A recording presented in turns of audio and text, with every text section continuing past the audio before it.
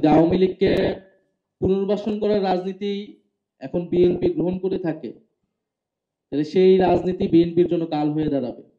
নাগরিক পার্টির মুখ্য সমন্বয়ক নাসিরউদ্দিন পাটোয়ারি কিন্তু সেদিন নির্বাচন কমিশনে গিয়ে বলেছেন যে শাপলা প্রতীক না দেবার কোনো আইনগত যুক্তি তারা নির্বাচন কমিশন আমাদেরকে দেখাতে পারেনি।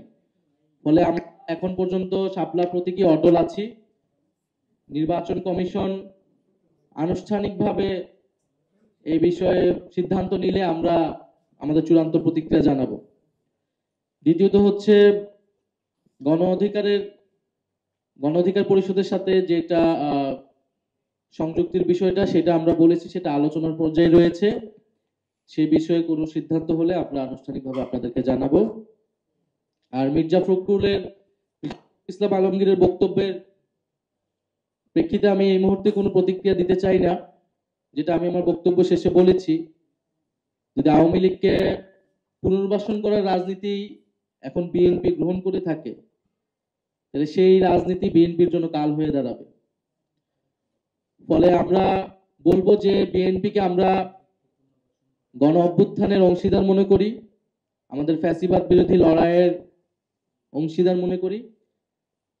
বিএনপি যাতে ভুল রাজনীতি না করে সেই জন্য বিএনপির প্রতি আমাদের আহ্বান থাকবে।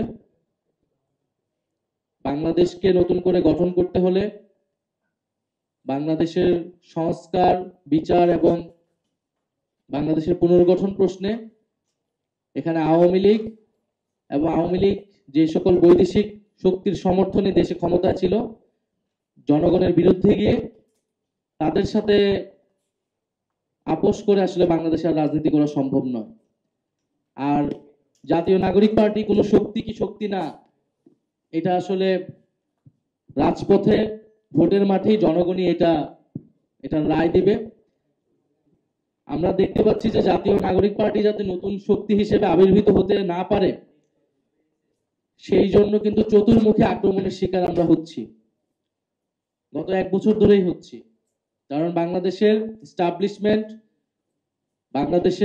যারা বাংলাদেশকে নতুন করে পুনর্গঠন করতে চায় না, যারা পুরনো ক্ষমতা কাঠামোকেই রাখতে চায়, এটা শুধু আওয়ামী লীগ না, আওয়ামী লীগের বাইরেও বিভিন্ন শক্তি, তারা কিন্তু চায় না যে তরুণদের একটি শক্তির উত্থান ঘটুক, জাতীয় নাগরিক পার্টির উত্থান ঘটুক।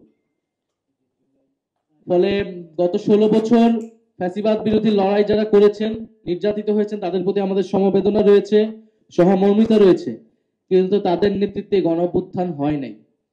তারা বারবার আহ্বান করার পরেও কিন্তু জনতা রাজপথে নেমে আসেনি। ফলে জনগণ তাদের কথায় নেমে আসবে, জনগণ তাদেরকে সমর্থন করবে, এটা আসলে আমরা ভোটের মাঠে এবং রাজপথে আমরা বুঝতে পারবো।